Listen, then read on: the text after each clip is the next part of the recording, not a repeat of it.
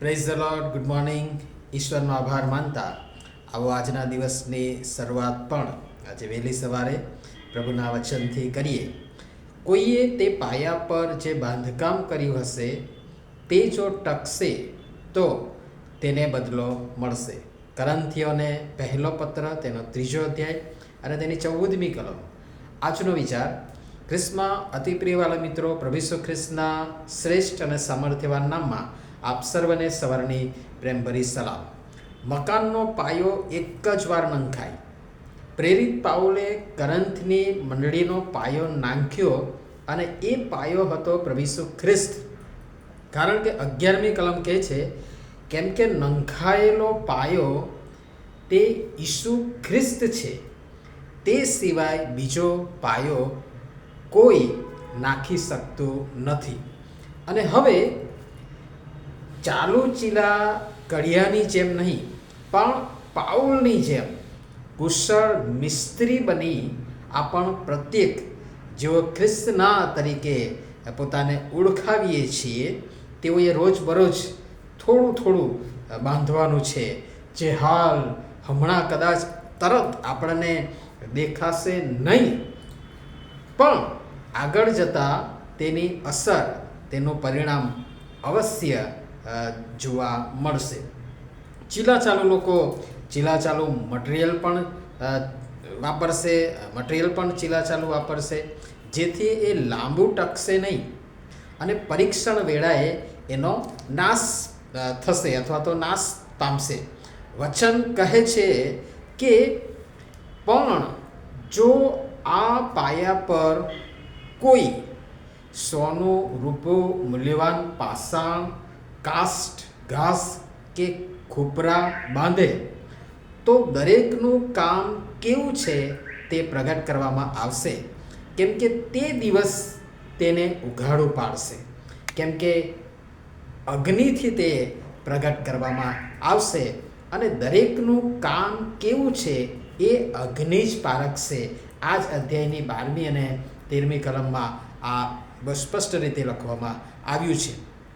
અને તેથી સોનું, રૂપું, મૂલ્યવાન પાષાણ, કાષ્ઠ, ઘાસ, ખોપરા અગ્નિ સામે વધારે ટકશે નહીં, પણ ઠોસ મજબૂત વસ્તુ ટકશે.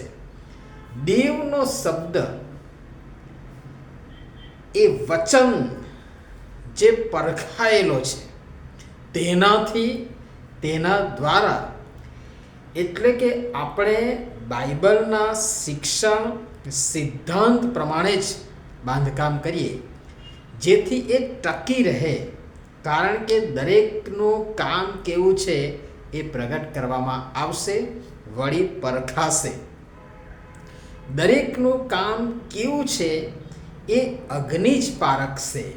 અને રસપ્રદ અને નવાઈની વાત એ છે કે ઈશ્વરના શબ્દને અગ્નિની ઉપમા આપવામાં આવી છે. ઘણી બધી કલમો આપી શકું, પણ એક કલમ હું તમને આપીશ અને તે તો બહુ પ્રચલિત છે, આપ સર્વને ખબર જ હશે, અને એ તો છે યિર્મયાહ પ્રબોધકનું પુસ્તક, તેનો 23મો અધ્યાય અને તેની 29મી કલમમાં લખવામાં આવ્યું છે એ પ્રમાણે, મારું વચન અગ્નિ છે, મારું વચન અગ્નિ સરીખું. મિત્રો, ઈશ્વરનો એ જ શબ્દ જે સદે થઈને આપણામાં વસ્યો, તે ન્યાય કાળે આપણ સૌની સેવા, કામ, કાર્યને પારખશે. કેટલું ગજબનું છે! તો આવો સમજદારી, સમજણ, ગંભીરતાથી, જવાબદારી સાથે આત્મિક બાંધકામ કરીએ અને પ્રભુ પિતા પરમેશ્વર આ બધી બાબતો સમજવા આપણ સર્વને તેમની સહાય તથા મદદ કરો, કૃપા કરો. પ્રાર્થના કરીએ. પ્રેમાળ પિતા, ખૂણામાંનો એ મુખ્ય પથ્થર, નંખાયેલો પાયો, પ્રભુ ઈસુ ખ્રિસ્ત રૂપી એ પાયા પર અમે પોતે બંધાયા છીએ. નિર્માણ તમે પોતે કરી રહ્યા છો અને એમાં અમને પણ મળેલ તક પ્રમાણે અમે ગોઠવાઈએ અથવા તો ગોઠવીએ, અને જ્યારે અમારું કામ પારખવામાં આવે ત્યારે તે ટકી રહે અને બચે એ દિશામાં ગંભીરતાપૂર્વક સમજણ સાથે ઉપયોગી પાત્ર બનવા કૃપા કરીને અમારી સર્વની તમે સહાય તથા મદદ કરો. પ્રભુ ઈસુના નામમાં આમેન. ધન્યવાદ.